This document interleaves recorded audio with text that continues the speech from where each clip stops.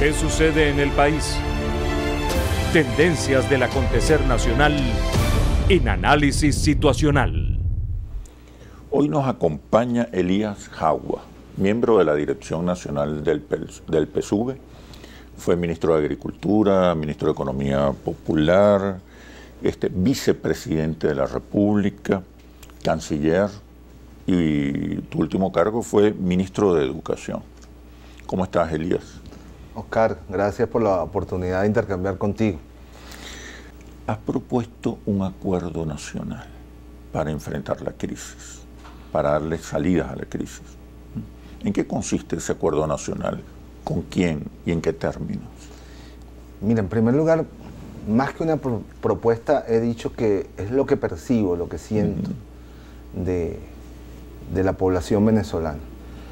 Estoy recorriendo, el país, y en ese intercambio donde me bajo a comer, que le doy la cola a alguien, con gente que no afecta al chavismo, pues, pero tampoco lo es de la oposición.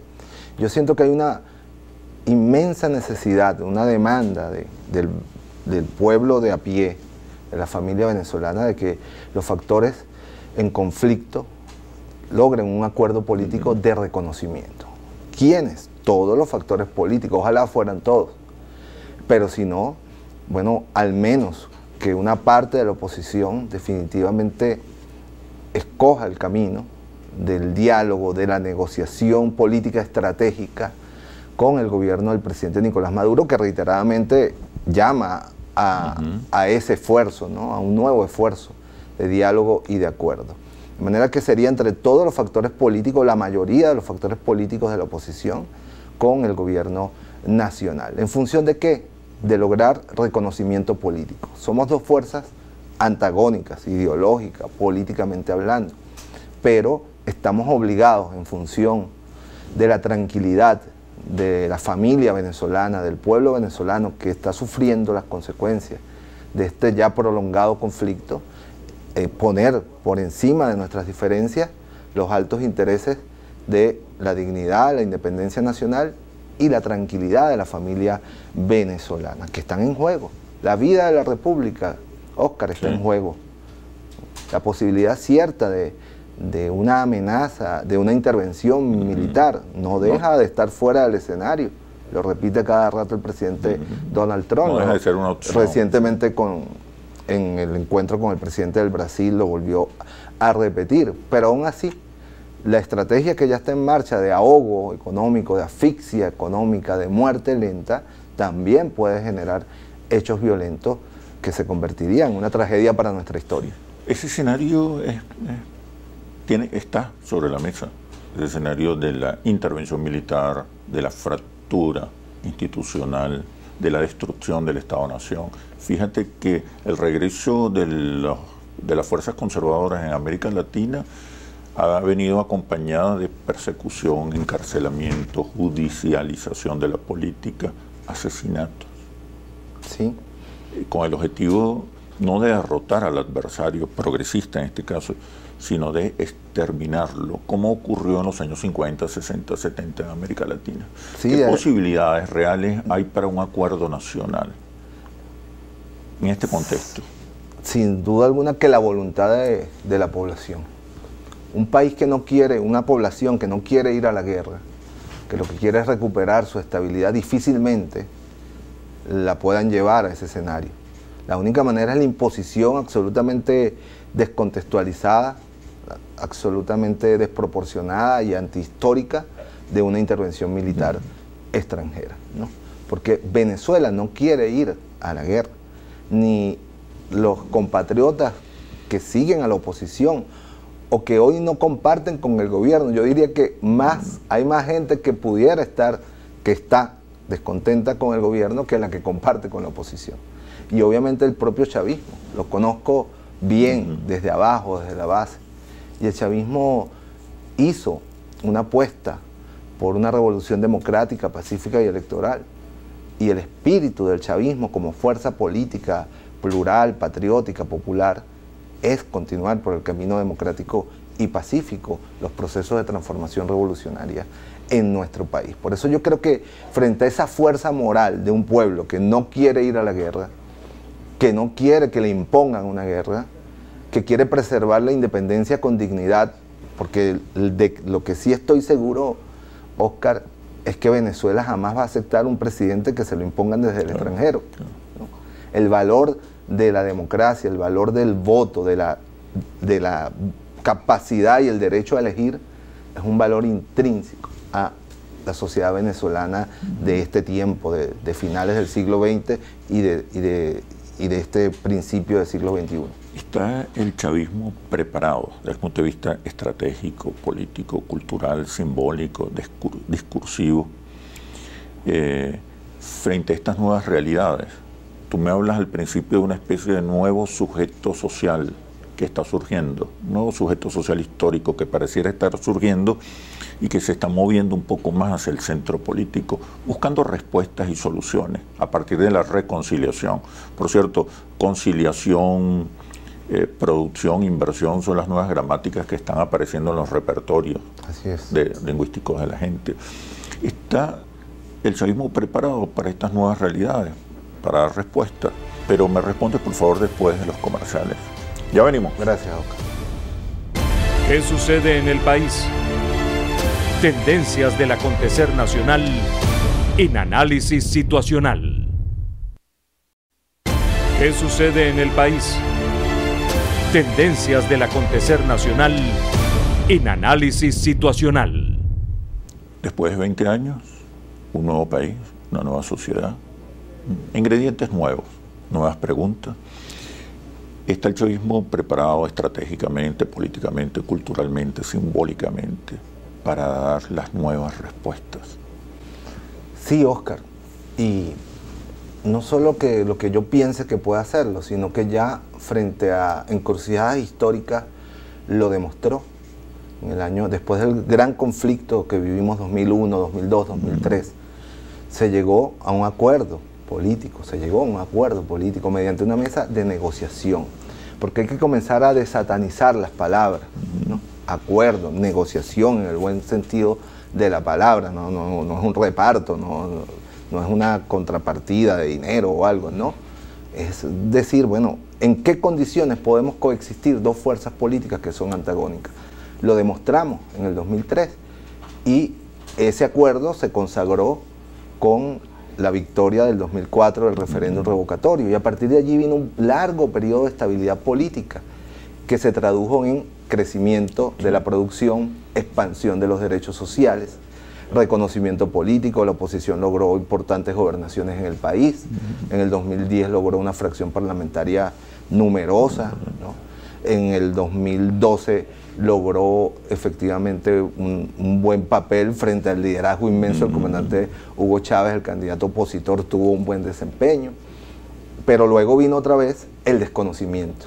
Se rompió el acuerdo político que permitió casi una década de estabilidad política y en consecuencia de crecimiento económico con inclusión social. Yo creo que estamos o deberíamos promover la dirigencia política tanto de la revolución como de la oposición, un acuerdo de esas características que permita recuperar la estabilidad política. El chavismo sabe que la única manera de lograr sus objetivos de inclusión social, de protagonismo popular en lo político, de economía mixta, es con estabilidad política. Por lo tanto, hoy el fondo, como decía en Estados Unidos, un asesor creo que le dijo, es la economía, estúpido, presidente. Claro. Yo creo que aquí tenemos que decir hoy, primero la política. Sin estabilidad política no hay recuperación económica y no hay recuperación del acceso universal que tuvo el pueblo a todos los derechos sociales en la primera década de este siglo, la década de la Revolución Bolivariana. No hay capacidad de recuperar el poder adquisitivo, que son los temas importantes. Y allí el chavismo, que es pueblo, que es calle, que es trabajador, que es campesino, está identificado y conectado, las bases del chavismo, con esas necesidades que hoy el pueblo reclama. El pueblo, en primer lugar, no quiere seguir siendo espectador de un conflicto entre dos grupos, como la mayoría comienza a vernos, ¿no? Dos Víctima grupos, de un conflicto. Exacto, además que no le deja ningún saldo positivo, porque hay conflictos que al fin de cuentas, bueno, generan un saldo. Digamos, la recuperación de la industria petrolera para el pueblo venezolano significó la expansión de los derechos. Pero este conflicto que se ha dado tras el desconocimiento, y esto yo lo ratifico, a la elección presidencial del presidente Nicolás Maduro en abril del 2013, tras el fallecimiento del comandante Hugo Chávez, fue el desconocimiento de los resultados electorales, pero en el fondo el desconocimiento del acuerdo político de convivencia que habíamos logrado a partir del 2004. De manera que yo creo que el chavismo, en primer lugar, es una fuerza profundamente democrática, profundamente plural, que no le tiene miedo a la coexistencia con otros factores. La vida en el barrio, la vida en la comunidad, el pueblo chavista con el pueblo opositor se encuentran mecanismos de solución. Ahora mismo con el apagón, bueno, vivieron y convivieron juntos y buscaron alternativas de solidaridad entre chavistas y no chavistas. Y desde el punto de vista económico, los estudios revelan que, por decirlo de manera muy sintética, muy precisa, los chavistas se dieron cuenta que el Estado solo no puede. Y la oposición se dio cuenta, también entendió que la empresa privada sola tampoco puede ni debe. Bueno, pero algunos Entonces, sectores de la oposición, nuevo oposición, sujeto social. porque uno todavía escucha cosas de liberalismo absoluto, que bueno, una vez que se cae el chavismo, bueno, uno le da miedo cuando escucha eso porque siente que eso sería pero más en el chavismo conflicto. las respuestas siguen siendo más estatismo, controles, discursos que no generan confianza. Mira, ¿qué crees tú? Yo creo que el país necesita, y lo que el pueblo demanda... Hay una nueva visión económica en el chavismo para enfrentar el conflicto, enfrentar la crisis. Yo creo que en primer lugar hay que hacer transparente la relación Estado-sector privado, ¿no?, ante el país. Y no solo con el gran capital, sino con todos los actores productivos. Mira, cuántos emprendedores hay en el país, cuántas experiencias de economía comunal, cuántas experiencias de economía social, y también la pequeña, la mediana y la gran industria y los grandes productores agrícolas, que nunca han sido negados en el modelo que el comandante Hugo Chávez construyó. Pero creo que hay que llevar una relación transparente, es decir, que las políticas del gobierno sean universales para todos los sectores, grandes, pequeños y medianos por igual. Todo aquel que sea un actor económico tiene que tener el apoyo y la facilitación del sector económico. Pero también el sector privado y el Estado tienen que avanzar en el desmontaje de las mafias que han venido ocupando las distintas cadenas de la economía. Si nosotros no desmontamos una estructura mafiosa que impide la gobernabilidad democrática sobre la economía venezolana y la libre circulación y el libre acceso a los bienes sin tener que pasar por alcabalas públicas o privadas y distintas mafias hasta de carácter delincuencial, bueno, toda mafia, perdón, es de carácter delincuencial, decía hasta violentas, pues, el ejercicio de la violencia armada de la delincuencia para condicionar tal nivel de producción o tal cosa, eso hay que acabarlo. Por eso implica... La economía necesita efectivamente a desmontar todo aquello que favorezca la instalación de mafias que obstaculicen la vida económica del país. Para avanzar en ese sentido, ¿no se hace imprescindible, inevitable, necesario incorporar al sector privado como un aliado crucial del gobierno bolivariano? Estoy de acuerdo. No solamente consultarlo, incorporarlo.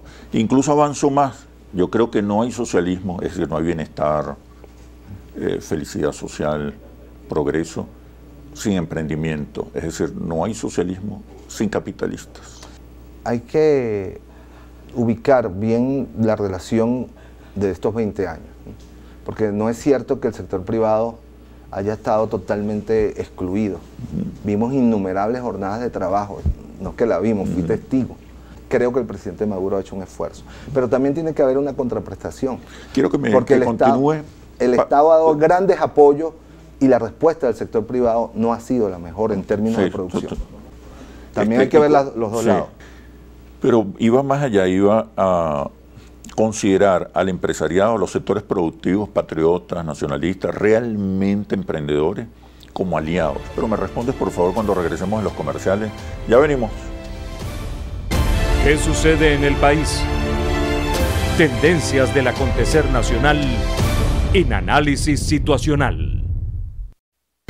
¿Qué sucede en el país? Tendencias del acontecer nacional en análisis situacional. Te preguntaba, Elías, para avanzar en esa dirección de un gran acuerdo nacional, ¿acaso ya no llegó la hora de considerar a los empresarios, a los emprendedores, patriotas, nacionalistas, realmente productivos, considerarlos como aliados y no solamente como un factor más de la producción, así como que se considera aliados a la clase obrera, a la clase trabajadora, a los sectores populares? Bueno, está claro, creo que para nosotros la revolución bolivariana, democrática y popular, los obreros, los campesinos, los trabajadores en general son el sujeto de la revolución, no son aliados, ¿no? Okay. Deben ser, son y deben serlo, de hecho y de derecho, como dicen, ¿no? Los capitalistas. Los protagonistas de este proceso de transformación. Y los capitalistas no podrían ser considerados como sujetos no están de una revolución. La revolución los reconoce, como te digo. Sobre todo en una etapa de transición. Mira, ¿no? Cuando tú te vas a todos los documentos del proyecto bolivariano, Agenda Alternativa, Programa de Gobierno de 1998, después en el año 2004, después en el año 2006, después en el año 2002, incluso en el Plan de la Patria, no hay ningún documento de la Revolución Bolivariana que desconozca el papel del sector privado en Venezuela. Eso es muy importante porque hasta nosotros mismos nos hemos dejado montar el estigma de que vamos a erradicar la propiedad privada, las empresas privadas, etcétera, ¿no? Ha sido sí una relación tensa, a veces con métodos no adecuados, te lo puedo reconocer, pero nunca en el espíritu de esta revolución ha sido desconocer el papel del productor privado, del empresario privado. Ahora, volvamos a empezar, un nuevo comienzo pues, en la relación de la revolución bolivariana con los sectores productivos privados. Y cuando a eso me refiero al gran empresario, al mediano empresario, al gran productor agrícola, al mediano productor, pero sin excluir, como muchas veces se pretende desde los sectores privados, las nuevas experiencias de propiedad familiar, de propiedad social, de propiedad comunal. Si por el contrario, lo que queremos es democratizar la economía, no solo en la distribución, sino en la producción. Porque incluso modelo de economía mixta. Todo el sector privado existente en Venezuela no es suficiente para desarrollar los niveles de producción que una sociedad que tenga todos los derechos, como lo logramos en la primera década de este siglo, y que fue parte de los problemas, hubo una expansión de la demanda que no se correspondió con una expansión de la producción. Hubo crecimiento de la producción, pero no a los niveles que creció la demanda producto de la gran inversión social hecha por la Revolución Bolivariana. Pero sí, te respondo claramente, en esta etapa tenemos que un nuevo comienzo transparente a favor de la producción nacional, no de la importación. No puede ser que la única relación del Estado con la empresa privada esté mediada por la importación y el acceso a los dólares. Tiene que haber un gran esfuerzo y hay diversos mecanismos en el mundo hoy para lograr mecanismos de cooperación para levantar la producción agrícola de los bienes esenciales.